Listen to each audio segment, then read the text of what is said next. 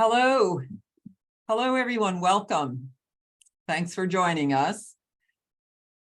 My name is Daphne, and I'm here today with our design manager at the Fibre Co, Becky Baker. Hi, Becky. Hi, Daphne. It's nice to have you here. I usually do these solo. It's so great to have you here. And what are we here to do but talk about our new collection for autumn winter.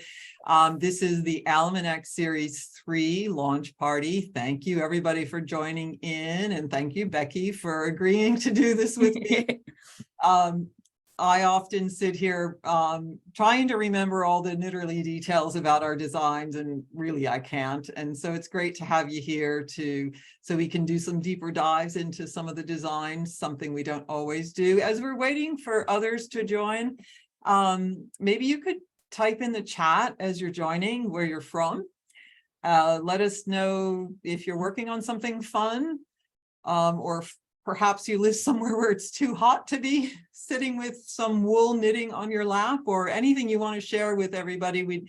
We like to feel a connection with those in the room with us, so let us know. Becky, what temperature do you have today where you are? I don't think we're too hot. I think we're about 14 degrees or something, so not too warm, a bit drizzly and a bit grey in Scotland at the moment. Yeah, well, we had some sunshine. 14 for our friends joining us from North America, or from the States, I should say. Canada is into Celsius, that's pretty low 60s. And for August the 3rd, I know.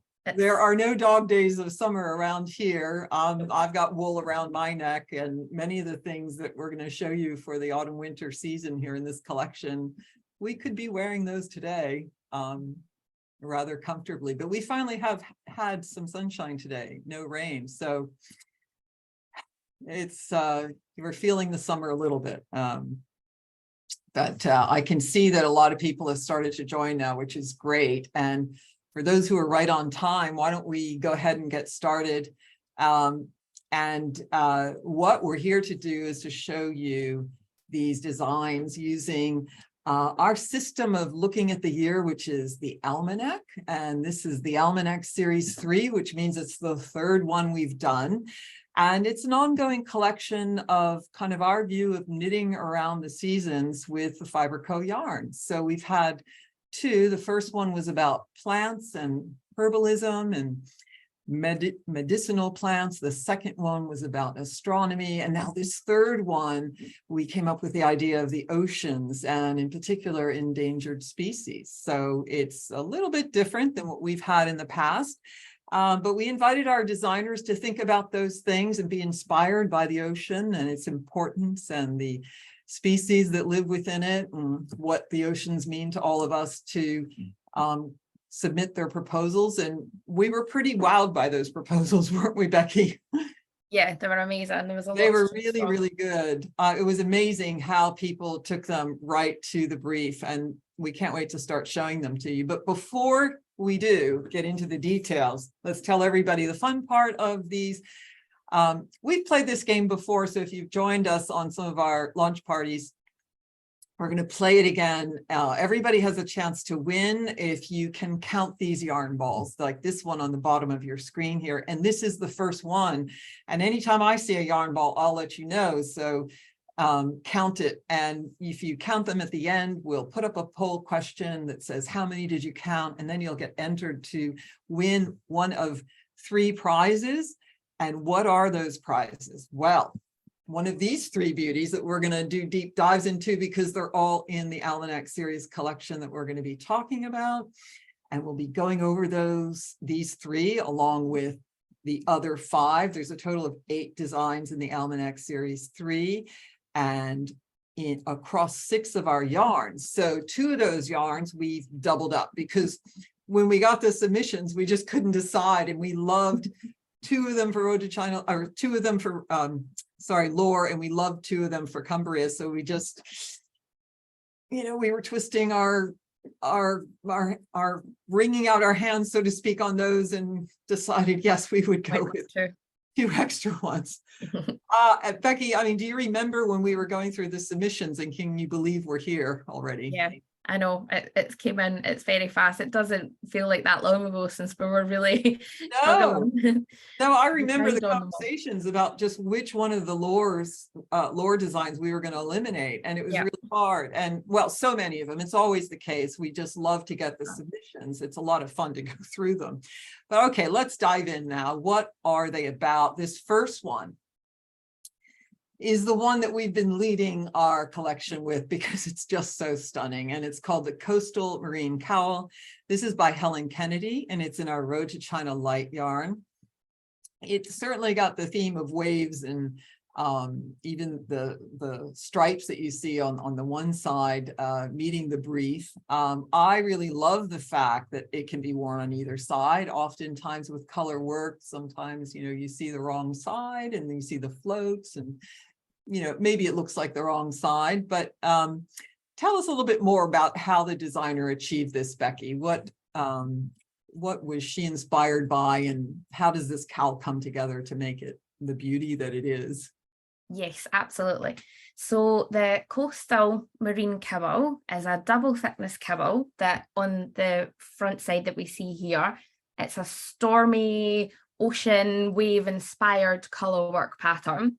And then on the inside, it's a striped pattern that's the sort of contrast and reflects the opposite of calm ocean waves with just some ripples.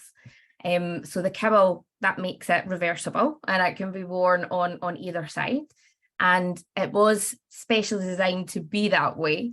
We had this discussion during, you know, when we were looking at submissions, because Road to China Light has got that beautiful drape and it does fall. We knew it would fall that way and you would be able to see the inside of it at times. And with it being colour work, it would have floats and they can get caught in earrings and jewellery and they're not as aesthetically pleasing to look at. So we sort of posed to the designer, to Helen, how could we come up with a solution to fix this? And that's why we've got the double cowl that's got the stripes in the inside. So just to explain the construction of that, it starts with a provisional cast on, and then it's worked in the round in a big long tube. And then once it's complete, it's folded in itself with the wrong sides facing each other and then joined, grafted together. So it's then seamless and all the floats are hidden in the inside. And at the top and bottom of the stocking stitch sections that you can see just above the colour work, there's a little purl row which acts as a turning row, and that just means that it folds over really nicely and it's got a really nice edge. So yeah, it's beautiful, and it just works so well that it's reversible and you have the option of both styles. So Daphne, could you tell us a little bit more about Road to China Light?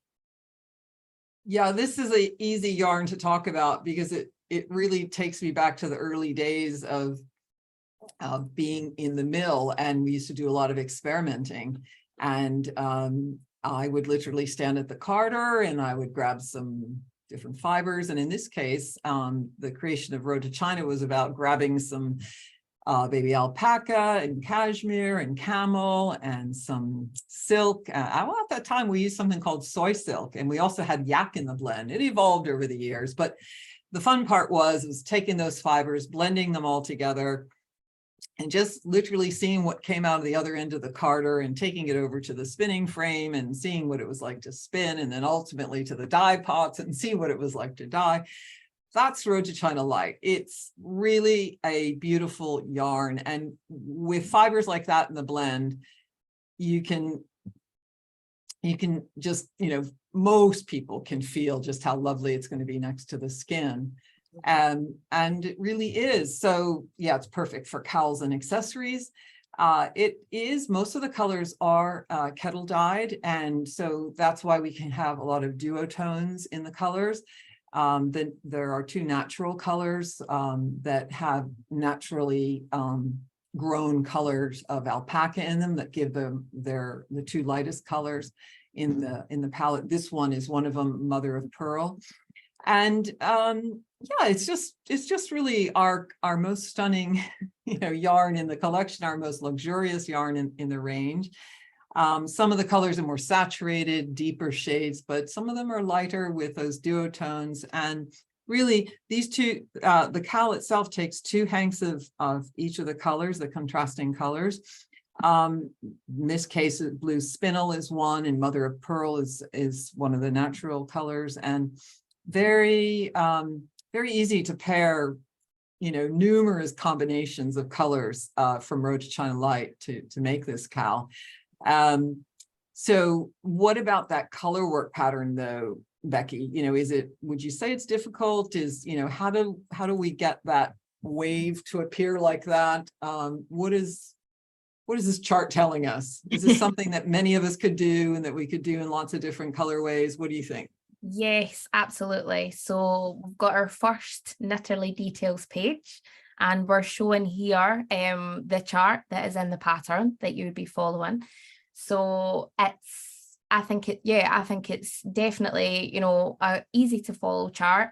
And we also have given written instructions for the color work, which we don't often, it isn't always in a lot of patterns, but so we've given it written as well. And you've got the chart, and the stripe part is it's just knit one color this, knit one color that. So I think it's great. It could even be a great project if you've not really done a lot of color work, because you've got it written and in the chart, and you're not just having to follow the chart. So you've got both options, and loads of color possibilities, because you've got the 2 tones. I think any 2 would just be great. And we've got our little schematic here with the knitting direction arrow, so just sort of pointing out again that it's knit in the round from the bottom up, as in one piece that we then stitch together. So I think that's I was trying to convince Rebecca in the office here today to do her first color work project. Doing this marine. That's that one. So well, there you go. So I was like, you can totally do it. Yeah, I do think, and it's just 2 colors, so you're not floating and trying to use lots of colors. You're just going with the 2. Floats aren't really huge. So it would be a good one. Good. So this cowl, Daphne, it's not the only design, is it, in the collection that's inspired by oceany waves? No, definitely not. Actually, quite a few are, and this next one is definitely so. In this case, we have the Wetlands wrap that we're showing you now, and it is designed by Émilie Hallet in our Aran Moore Light yarn, which we'll talk about in just a little bit. But it's it's a long, rectangular, wide wrap.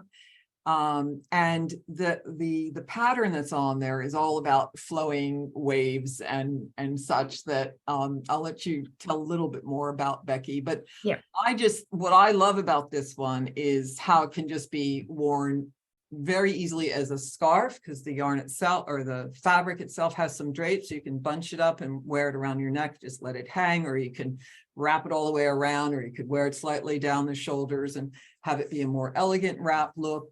But it's what about those kind of flowing stitches spells waves to you, Becky? How do you see that?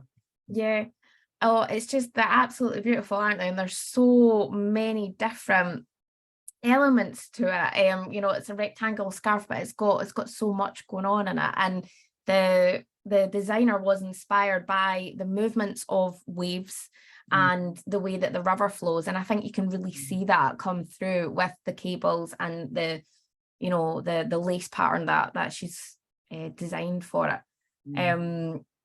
To give you a little bit of information on the construction of it, it starts with a neat border of garter stitch and slip stitches, and then it transitions into the cables and the lace for the body of the wrap, and then at the end there's another little border of the garter stitch and slip stitches to mirror the top and bottom. So it flows really beautifully, just like rivers and just like it's meant to, it does. It's gorgeous transition all the way throughout.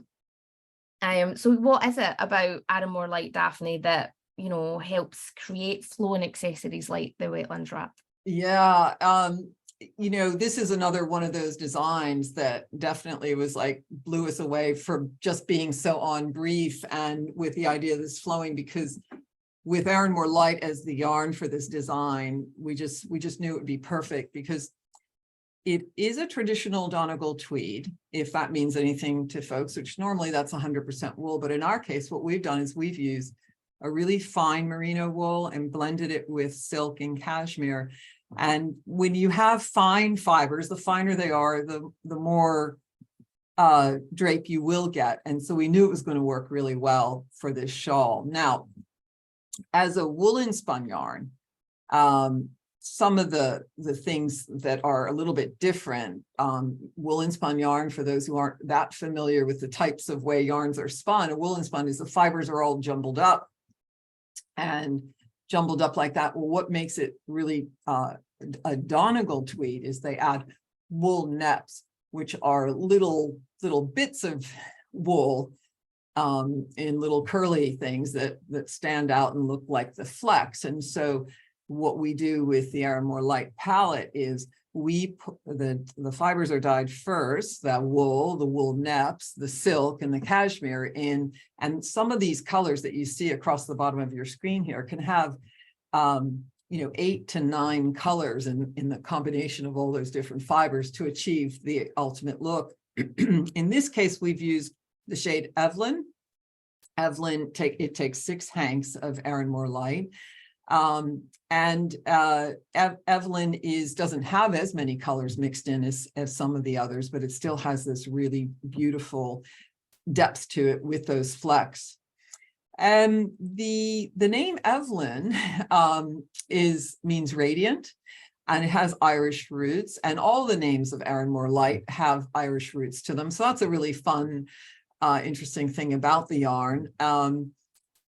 I like all the colors. It's kind of whatever I have in my hand, I like at the moment. I don't know if you have a favorite shade, Becky, or if you have like a recommendation for doing a lace work in any given shade, or some shades better than others. What do the details look like? Yes, I love Evelyn. Evelyn's beautiful. And I do really like Glassney. I think that one's really beautiful. And Copper Coast is so nice as well. That's one of the new ones from last year. Yes. Yeah, really lovely. It came out late this season. So if and I think I'll just switch back a moment, because we have these little blue marks here on some new shades. They were new for us for last season, but they didn't really get out in time. So if you haven't looked at the line lately and you're interested, definitely go have a look to see some of those new colors. And the new pink is just great. Yeah. So yes, recommendation for doing sort of lace patterns, a lighter color will sort of show off. If you go really, really, really dark, it's maybe not as noticeable. And with this one, the lace, you can see the light coming through. There's lots of eyelets here, so the blue shade still works perfect because there's lots of eyelets. And there's 3 charts to follow in the pattern. There's a left side, a middle, and a right side. So the examples we're shown here are the middle and the left. So you can see how they're working with the cables, the eyelets, the slip stitches. But again, straightforward to follow, and there's written instructions within the pattern text as well. And the little schematics just showing the direction of the knitting, again, that it's one size and worked flat from the bottom up in one direction. You can't get lost on this one, or maybe you can in the lace pattern, but not in your direction of knitting. I think once, you've got your 3 charts, so I don't know if anybody would be able to not need the chart, but right. Once you've got your repeat going, then you're just ticking it off, and it's such a generous length as well. It's just what a great size. Yay. So it's something completely different now is the next one. Daphne. Yeah, it is. Let's look at the next one. It's called the Deep Sea Dicky. This one is designed by Valerie Ng in our lore yarn. And we'll get into some details about lore in a second. But we finally joined the Dicky trend this year, didn't we? Mm-hmm. And it wasn't hard to choose this one when the proposal came in, because the proposal on this one was as beautiful as the final pieces, really. Yes, and we're just like, gorgeous. this has Very to be in the excited. collection. Yeah.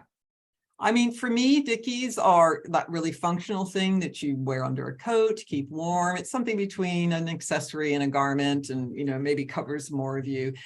But I think, you know, what I've seen in the last couple of years with Dickies is like, gone are the days when they are just purely functional things. They're, you know, they are fashion statements in their own right. They're on the runways. If I was going to wear this one, I would be putting it over my coat.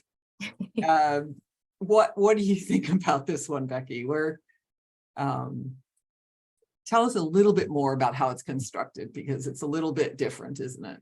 Yes, absolutely. Yeah, I love this one. It was inspired by the beach in Scarborough, and then the wave pattern, that the really interesting wave pattern on the front and the back, it's created working a sumac stitch. I'll go into that in more details on the Knitterly details page. But yeah, it's so interesting. The overall construction, to give you a little bit insight how that's worked, the front and back are both worked flat from the bottom up, starting with the back piece. And then once the front and back pieces are finished, they are then joined at the shoulder using a 3-needle cast off, 3-needle bind off. Then the stitches for the neck rib are then picked up in the round around the neck opening and worked in the round up to the desired length of your turtleneck that you would like. It's also the ribbon for the turtleneck is worked with the yarn held double to just give it a little bit more structure and make sure that it's not too floppy, you know, it'll stand up.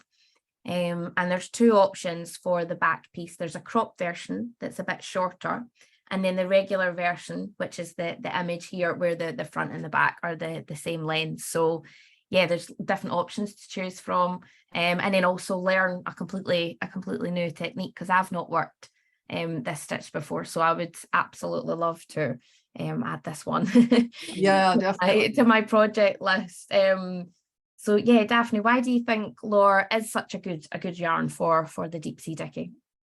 Well, Lore is a great yarn for color work, and when I saw, you know, this, I was like, well, how's this color work created? I was like, what direction did we knit this thing in? Because the way that sumac stitch works, I know you're going to tell everybody how it works, but the way it works is it's going like, almost looks like V's going horizontal, but yet the Dicky was knit this way. And I just thought, oh yeah, when I read about how it was done, I said, it is color work. It's not, you know, typical stranded Fair Isle color work. This happens differently, and Lore is still like the great yarn for that color work. Yeah. And what Lore is it's 100% wool. It's a lamb's wool, what they call around here quite colloquial as Kent lamb. But that is it's a 100% English fiber and manufactured yarn. And Kent lamb's wool, it comes from the Romney sheep breed. And I think the reason they call it Kent is that traditionally this breed of sheep was raised in the southern marshes of Kent in England. So that's where kind of the local name came from. But yeah, Lore is a woolen spun yarn, and like Aran Moore Light, it is made with the fibers all jumbled up, and we dye the fibers before we spin it, and there's lots of colors that go into each one. And you get this lovely palette that's shown here. The Dicky takes between 2 and 4 hanks, depending on your size and which option you're making. Lore comes in both 100-gram hanks and 25-gram balls. So to do the contrasting color work, oftentimes, you know, you end up buying a 100-gram hank and you don't use that much of it. And in fact, for this design, you really didn't need more than that 25 grams. So you can get the 3 25-gram balls to do the color work on this. Or if you have some other yarn lying around and you want to go into your stash, you know, but, you know, make Lore the main one, which is really great.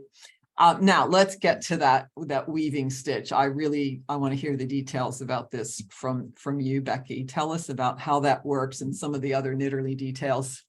Yes, perfect. So there's detailed written instructions for the sumac stitch in a special technique section of the pattern. So it goes into it in detail, and then throughout the pattern, you know, you're instructed when you're doing the weaving. So I really need to give it a go because I haven't done this myself. But yes, to give you a little example of that, we've got inner pattern. This is created by a special wrapping and weaving technique that is worked at the same time as knitting the main body using accent yarn shades called weaving yarns. So as you're actually knitting the stitch, you're wrapping your accent weaving yarn over at the same time. So that's why it has that appearance that it's going like that, because it's the way that you're wrapping it over. So you're completely guided through this in the pattern. So don't be, you know, scared to try it. The instructions are there, and yeah, it's so exciting to try something really new and unique. The main background yarn is held single from the hem to the neck, as I mentioned, and then it's double for the neck. And then the weaving yarns, the A, B, and C that Daphne mentioned on the slide before, they're just used on the sumac stitch, and they're held double throughout. So that also aids the thicker appearance of the weave, because they're double compared to the background that's single. So yeah, it's so it does look like the landscape, doesn't it, of the beach, like the different colors, the different waves. You can just imagine it, the pebbles, the stones, like where the image is shot is just perfect for it. Yeah, and the funny thing is, we were at that beach yesterday. It's the second half of our Almanac series for spring summer. Went to the same location. Yeah, it was in the rain, but we'll talk about that later. We managed to get it done, but while I was there and the tide was at a particular point, I kept seeing those pebbles, and I kept seeing the model. Her name is Leah, and the photographer. And I remember stepping over the puddles of water as we were, doing that. And it's just such a perfect setting for that. Yeah, it complements it so well. Yeah. It's perfect. And the last quick details, this is in 3 sizes, this design, with it being an accessory, and the sample shown is the size 1 and the regular length. So, and you said at the beginning, Daphne, we couldn't pick between the lore designs, so there's another one in lore to show. No, we couldn't. We really couldn't. We were like, okay, we wanted a vest. I think I remember the discussion was like, we want a vest, but how can we not do this Dicky? Is so beautiful. So we had to have them both. So here we are with the Laguna Veneta vest. This one is by Emma Ducher. We've worked with her in the past. She's lovely to work with. All the designers we work with have been. And this particular piece, it really does show how lore, works great in color work, because being a woolen spun, one of the reasons why woolen spun yarns are good for color work is because being not as smooth as a worsted spun yarn, we'll talk about that in a minute, being not as smooth, it will, the stitches kind of grab one another. And then when you wash it, wet block it, they really full out, what we say. And so your color work stitches fall into place as if they were just perfect from the beginning. But it's great with single colors too. And a lot of the colors in the palette have a lot of depth to them. And so just solid shades, lore can really show off. And this vest, vests are very wearable type garments, I think, especially when they have a little extra room in them for layering in particular. And this one definitely has a little bit of that extra room in it. So very easy to wear. And also with this nice pattern on the front and the back, to me, it looks like it'd be a nice meditative knit.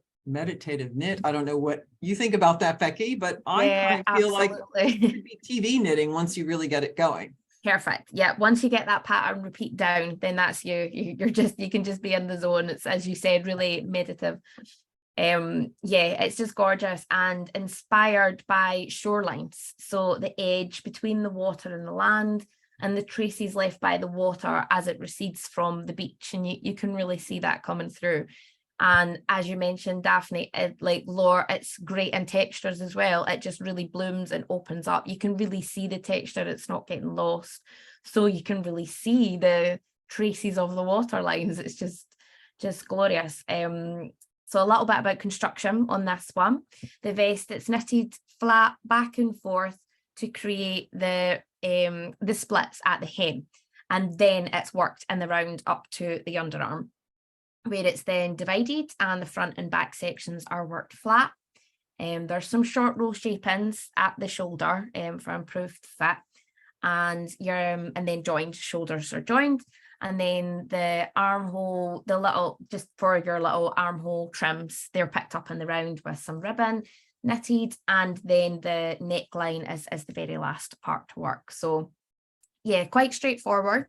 And as we said, you know, once you get in the zone, I think you could knit that one up quicker. Maybe you could just get there and get that done. If you had a free week, you could have your best done by the end of the week. I think you could, yeah. Absolutely. And yeah, Daphne, you told us about lore before, and you know, the fibers and everything, but it does really go a long way, doesn't it, when you're working on a project? Yeah, I think it does. And you can see that here with just 3 to 6 hanks of, in this case, the shade Heaven, you've got yourself a lovely slip over. And one of the things that I think is really, is interesting about lore is you can see here in our little logo, it says wool is story. And the inspiration behind the yarn was all about kind of the stories that we work into our knitting, right? And our, pieces of our knitting can mean so much to us over the years. We can revisit them sometimes many decades later, and they still have big meaning to us. So that was the inspiration behind the yarn. And so one of the fun facts about lore is that when we were naming the colors, we thought about how we could bring the concept of stories into the colors. And we did it by the names, which are all like different emotions or kind of types of characters, characters in a story, that sort of thing. So you'll see some interesting names of colors in the line, things like caring, devoted, well, in this case, heaven. There's one called healer. One of my favorite names and shades is called happiness, and it's this lovely little yellow shade that you see about mid palette there. Becky's worked with lore. She was with us from the very beginning of creating the yarn. She did our kind of signature initial swatches for the line, and she's gone to the mill with me and helped me do new color development. I think our 2nd or 3rd year that we had it. Yeah. I don't know, Becky, do you have a favorite shade? Is it Calm from your Sea Cross sweater, or is it another one? Yeah. Lore is definitely very close to my heart, and my first Fibre Co yarn I ever worked with. So yeah, I love the neutrals, the blues, but yeah, I think Sea Cross sticks in my head. So I do love calm, heaven, happiness, and gentle as well. The pink is really pretty. Mm-hmm. Yeah, gorgeous. So back to knitterly details again, and on this one you can see the split hem that I mentioned on the last slide. It's got the little, it's just a really nice little detail. And the sizing for this one, there's 9 sizes graded in the pattern. This sample is a size 3, and it's designed with 12.5 to 26 centimeters, or 5.75, 11.25 inches. Having to do the conversion there, positive ease. And yes, I've already sort of touched on how it's worked, but seamlessly, apart from once you're working the split at the bottom, then seamlessly from the bottom up. And there's the shoreline chart is in the pattern, again with written instructions throughout the text to keep you going. But as we said, it's quite an easy repeat, and once you've got that 8 by 16 remembered, then you just keep going. You're off. You're absolutely off. Yeah. Yep. So okay, so on to the next one, Daphne. Yeah, this one, the Jetty cardigan, I really love too. Of course, I love them all. This one is designed by Cheryl Toy, who hopefully has been popping up on your screens lately because she's been doing some lovely design work. And it's in our Cumbria fingering yarn. I mean, cardigans for me, they're definitely my winter wardrobe. I wear them in the winter all buttoned up. I wear them like pullovers, and I I probably should have one on today, but I don't. But, you know, for something like a lighter weight yarn, like this fingering 4-ply yarn, you know, you can wear where we live. You can wear this sweater year round. But even if you don't live in Northern England or live in Scotland like Becky, you know, you could get at least 2 seasons out of this, you know, the shoulder seasons of autumn and spring, and definitely the winter, easy to wear. We have fun styling it with this dress too. I think it really looks good, like with a dress. Oh, there's a yarn ball, by the way. I haven't been pointing those out. I hope you're counting them, because we want everybody to win, have the chance to win at least. And I don't know, Becky, what do you think? I mean, obviously there's a little wavy motif going up the center there. What were some of the other things the designer, if you remember from her submission, that she said she was inspired by?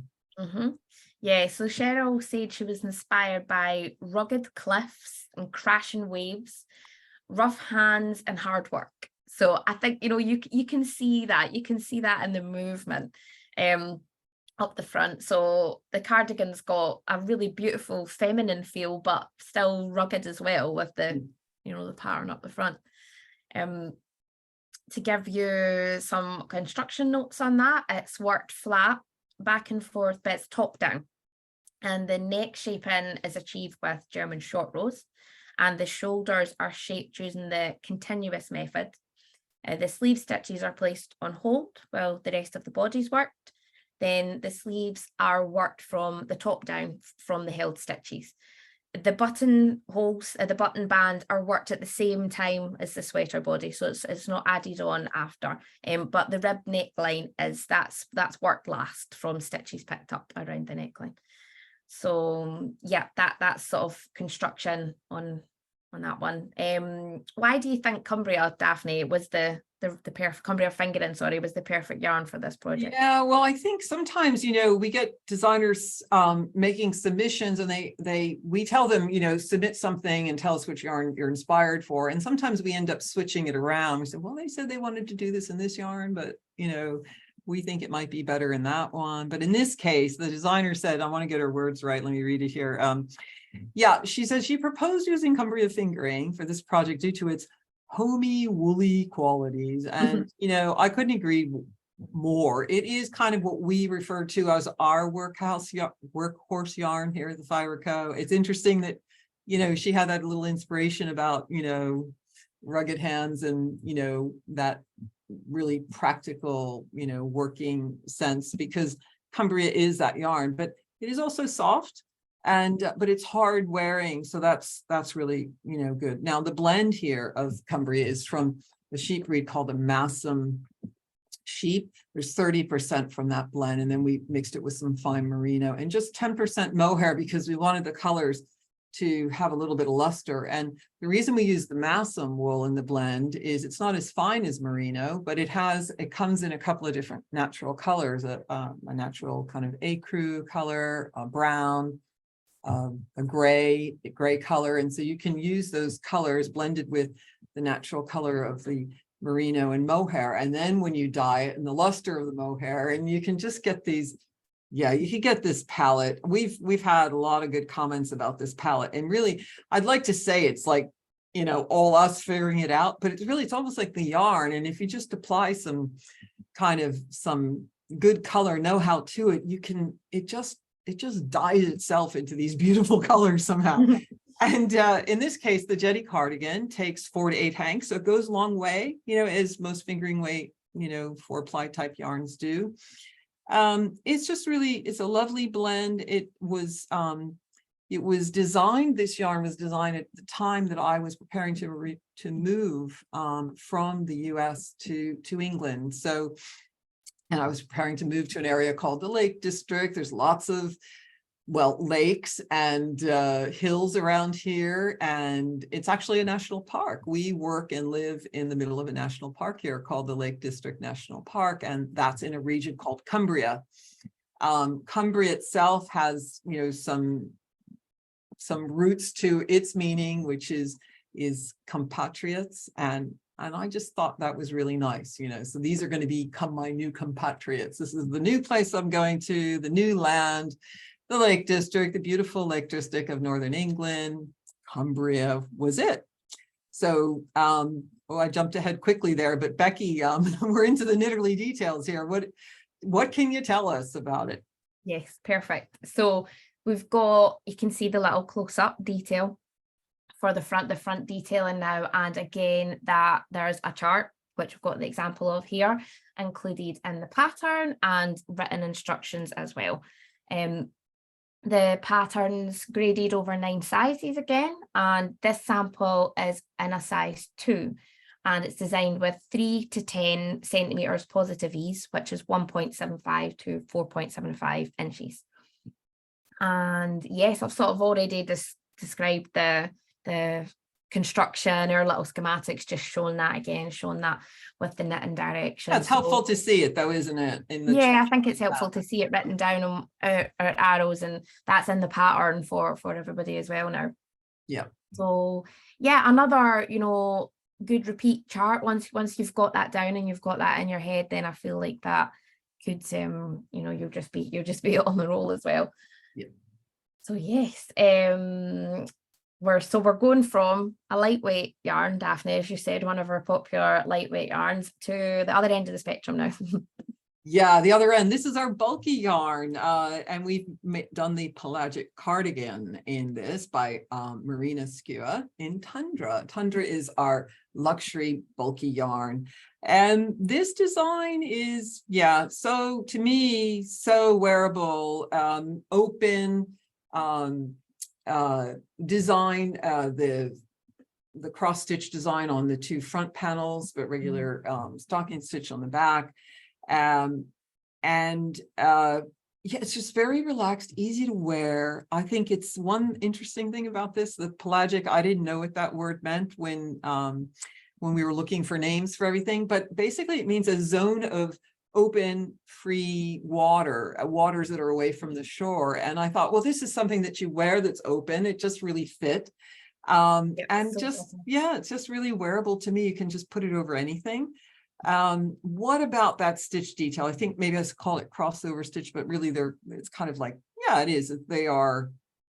It's a ribbing, isn't it? A Yes. wave, a traveling rib. Traveling rib. Yeah, Yeah. Yeah, I was just going to jump in on that. So yeah, the detail on the front of the cardigan is the traveling rib. And that was inspired by the designer's inspiration of lapping waves on the sea. We've got a chart for it to go in to show you on the nittily details. But the construction for this one, it's worked flat, bottom up in one piece.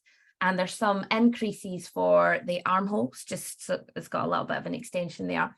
And the fronts are worked simultaneously following the back. The shoulders are sewn with, again, with your 3-needle cast off or bind off. And there's some front stitches left on hold.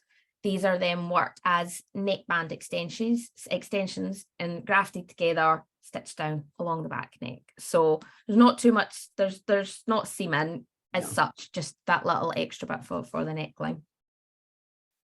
And yeah, you know, absolute beautiful drape, as you were saying, Daphne, just open, drapey, really, really soft. What is it about Tundra that helps to create that drape? Yeah, well, it has 60% baby alpaca, and that helps, and 10% silk, that helps. Those are 2 fibers that are always going to drape lovely for you. And then the rest is the fine merino wool. The alpaca and the silk, I mean, yes, it will drape, but it makes a lovely accessory. And because it's a bulky yarn, I think a lot of people use it mostly for that. But when this was proposed, we thought this could be just gorgeous in Tundra because it will have that drape. And there were so many good colors to choose from, but we were kind of doing a lot of blue things, if you haven't guessed by now. And so we thought, well, there's tons of blues in this range, and we chose this lovely North blue color. It was a new color, I think 2 seasons ago, and it is a generous size garment, even though you don't have the long sleeves. It's big, so it does take between 7 to 11 hanks. But really, I mean, I have a preference for these saturated colors. A lot of the colors in the range are duotones because they're hand dyed. Not all of them are. I love some of these deeper saturated colors as well, but I don't know. I think whatever color you choose for this, it could be, you know, a really great piece to have. And I think the chart kind of says that it's not a difficult thing to do. Becky, what do you think? Yes, exactly that. I was just going to say that, and I think I really want to add this one into my queue because I really love cardigans. It has your name on it. I see it. And wrap up in, and you know, I think it'd be quick to knit as well. And yes, the chart. So it's your ribbon, and then the stitches are just slip stitches, and as it says, it's traveling. So the slip stitches are just following that wave motif. So once again, another one, once you've got that in your head and you've got that down, you'll be in the zone. Yeah, I think that one will be really meditative tonight. I would really definitely adding that to my queue. Yes. So the sizes again, 9 sizes, and this one is a size 3. It's got generous positive ease. As you can see, it's 27.5 to 41.5 centimeters. 11.75 to 17 inches of positive ease. So you can pick whatever size suits you. And if you want that big oversized wrapping cardigan, really nice and cozy. And yes, the schematic again, it's worked one piece from the bottom up. So gorgeous, gorgeous winter piece. Yeah. There's another cozy one coming up, but smaller. Yeah, just on the smaller side, cozy, but smaller. Yeah. And this is what is called the Anadrome cowl by Cheryl Toy in our Cumbria yarn. Same blend as the Cumbria fingering that we spoke about. And, you know, cowls are cozy. So this one is no exception. It's it feels great around the neck. That blend that we talked about before, that although it's a strong yarn, it also feels, you know, really good. I don't know about you, Becky, but it's one that has a lot of things going on in there. The designer has this fish scale motif. There's some, you know, is it fish tails or, you know, this shells or, you know, all kinds of things going on about this. Yeah. What's going on here? Because there's a lot going on here, and Cumbria is a great yarn for something like this. It's so unique. The stitch work in this one is just really, really, really unique. There's a motif of a fish, which is created with twisted stitches and cables and passed over stitches that represent a fishtail pattern. And then there's textured stockinette panels of increases and decreases to create a wave pattern. So they're in the background, so they kind of frame the fish motif that is in the middle, and then there's the waves going around it. So it's just stunning, really like complex but gorgeous stitch work, just really, really creative. Worked top down, so from the neck down to the shoulders, and there's gradual, it's in the round, then there's gradual casting off begins sort of 3/4 of the way down at the center back, and the remainder of the piece is then worked flat. Once the back is fully cast off, there's short row shaping worked on the front to create that nice, really rounded detail at the front. Daphne, tell us some more about the color options in Cumbria. Yeah, well, the colors are not dissimilar, not one for one with Cumbria fingering, but you kind of get the same kind of saturated colors and beautiful deep heathered tones. And I would say that yes, this is a complex knit, but it's only two hanks, and I think it's a chance to have a project on the go that works on your cognition, keeping the brain young. And it's only a 2-hank project, so I strongly recommend having a look at it. It's a beautiful piece, and it's lovely. I've had it on and it feels really great. There is a lot going on. You can see in this chart on the next page, Becky, isn't it? There, you can just see just how many rows there are to it. And yeah. So there are 8 charts to follow in the pattern. Not all at the one time, but there's 8 overall. And so we've got one example above that you can see, but what we have done is the written instructions are completely in full detail. So it's not just, work to X marker following chart. It's the full thing is written out. So you have the option to, you know, work from the chart, work from the written one, or if you want to double check something in the chart, you can see it written down. So yes, it is intermediate, but I feel like there's good guidance there for following up throughout. I agree. And we've had this test net a couple times now, haven't Yes. we? So we're feeling good about it, and we hope you'll give it a try. Yeah. Perfect. So there's one more beauty in Cumbria, Daphne. Yeah, there is, and it's actually the last one for the Almanac series, and there is a surprise design that's outside of the Almanac series I want to make sure we get to, and I've just noticed the time, we're down to 9 minutes and counting, so I'll try not to be so winded as talk too much, but it's the beautiful ocean surface sweater. I can't go too fast because it's so lovely. It's by Dario, Tubiana, again in Cumbria. And it is just a really lovely design. It's, Becky will tell us how it comes together. The designer actually proposed doing this in quite a traditional white background and blue swirling wave pattern. And that was really an obvious choice, but we had this beautiful color Nutkin in the palette, and it felt like, yeah, maybe just not everything needed to be blue.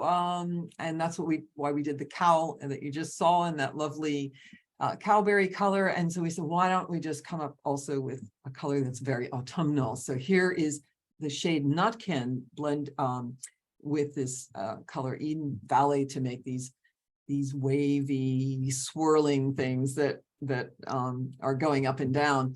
And so you can adjust that, though. It seems like, it's a crop sweater, but if you didn't want to do crop, I think it's easily, add a repeat of the color work, or just go deeper on the non-color work area and have, a deeper section with the non.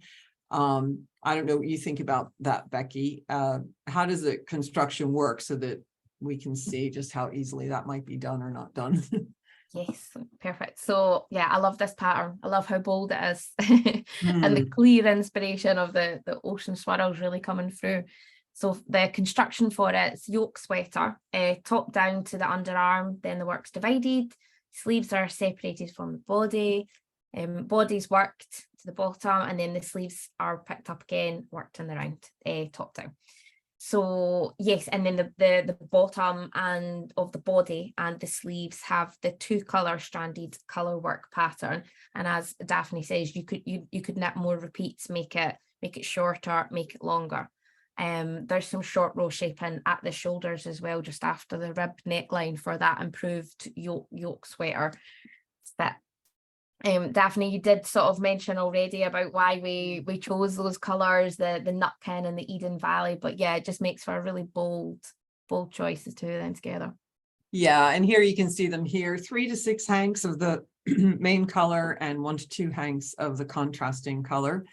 I think it is, it is a really pretty, I think it's a unique color work sweater, isn't it? I mean, the color work pattern, it's not typical. And one of the things interesting about this one is, there were a couple of areas, and when the sweater first came in, because they often come here first, and I see them, I'm the first one to open the packages and get all excited, and I look inside of this one, and the wrong side was almost as pretty as the outside, or at least it was so neatly done that I was like, wow, you could show this almost inside out. Yeah.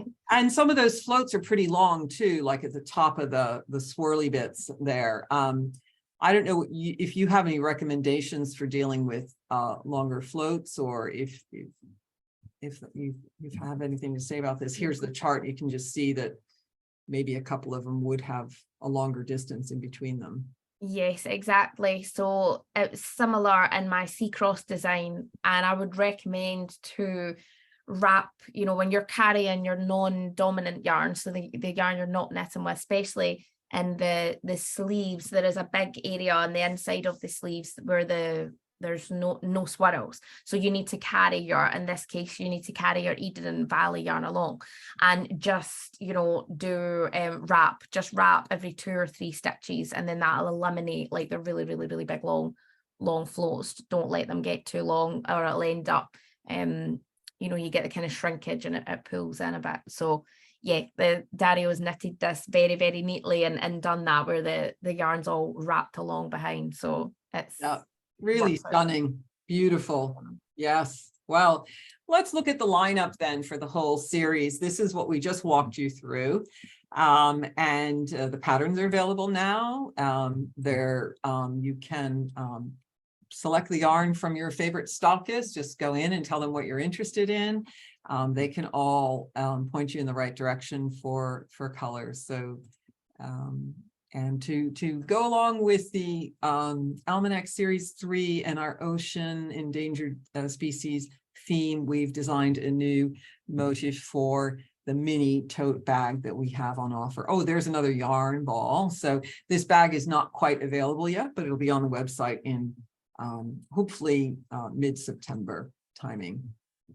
Here's the surprise for you. I'm actually wearing it. I've been wearing the surprise the whole time. It's called a Bassenfell scarf. And it's an extra design that we have done here, a little minorly asymmetric garter stitch scarf. It has columns of these cluster stitches. And it was inspired by a shawl that we have of the same name, the Bassenfell shawl.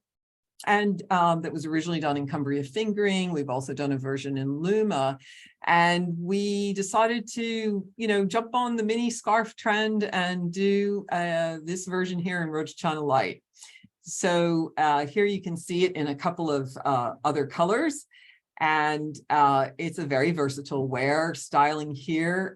This is our team, by the way. Elisa on the left wearing the one that's in blue spinel, and Stefan, who Elisa's our marketing manager, and Stefan, who manages our website, is wearing the one that I'm wearing here, and Claire, who does a lot of marketing work, also social media related, and then Natasha, our graphic designer, who designed the lovely motif and this entire presentation.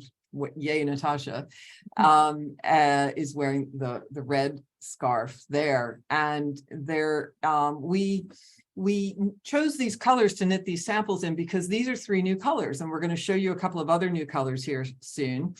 And we rarely get a chance to do that, but because there are only 2 hanks involved in making this, we were able to knit one in all 3 of the new colors plus one of the colors currently in the line. The scarf itself is quite straightforward. You're just going to knit in one direction, and the pattern's really, really easy to follow. I think what I'll do is go ahead and look at a couple of other new shades that we have, and then we'll get to our poll. And I'm sorry if I've left it so late for questions, but I'm happy to stay on and answer them. There's another yarn ball, by the way, if you're counting. We have new shades, as we just showed you in Rose China Light.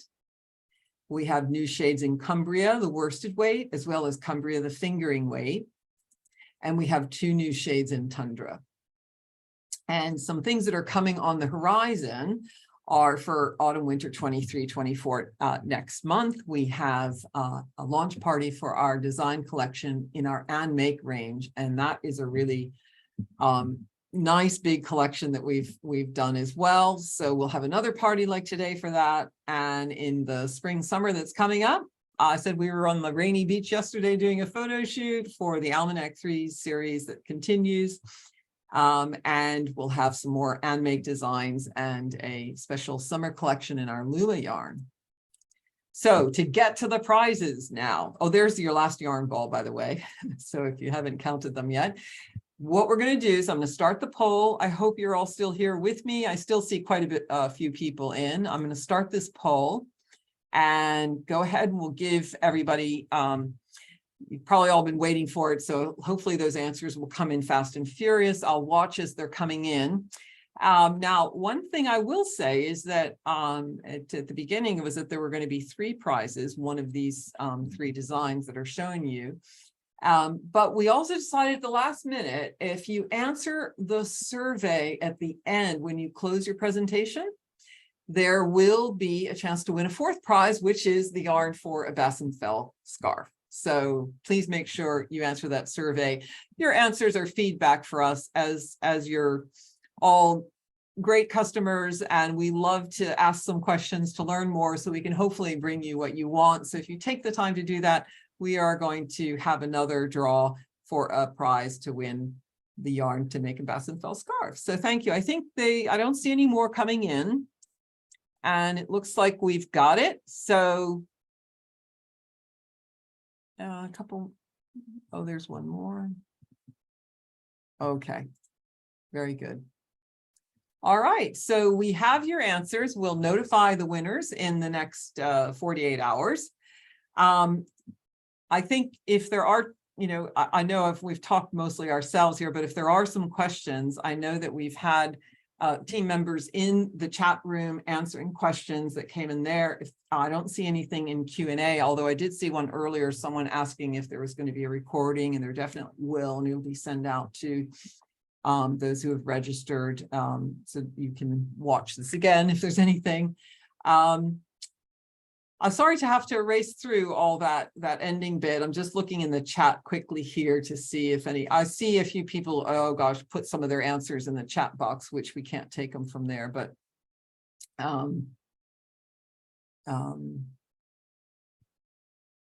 yeah, oh yeah, the answer was 9, by the way. So if you answered 9, you'll be entered to win.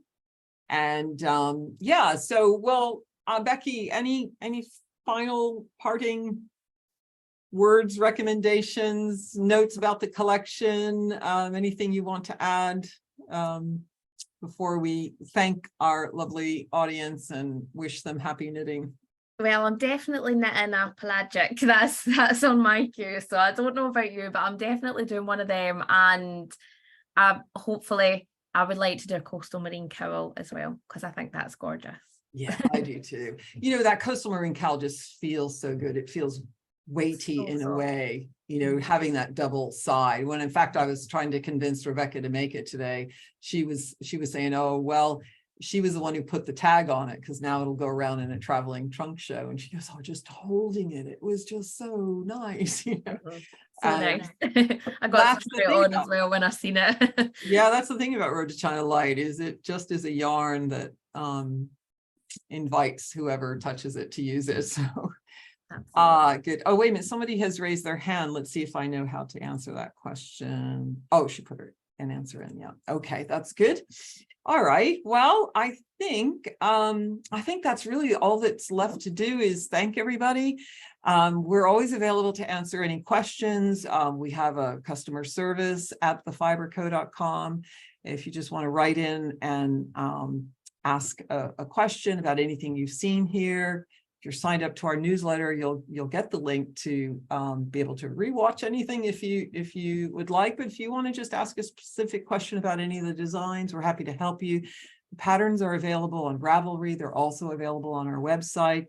We have a ton of stockists around the world who are lovely to work with and are there for you know, the parts that we can't be at. So please ask at your local stockist, show them what you're interested in, and they'll gladly help you on your way to knitting one of these lovely designs. And if you can join us next month, please do, for our and make collection. And don't forget, there's going to be a survey as you sign off. There's a chance to win another prize, and you don't even have to have had the correct answer. That's just answer the survey, automatically answered for the yarn to make a Bassenfeld scarf.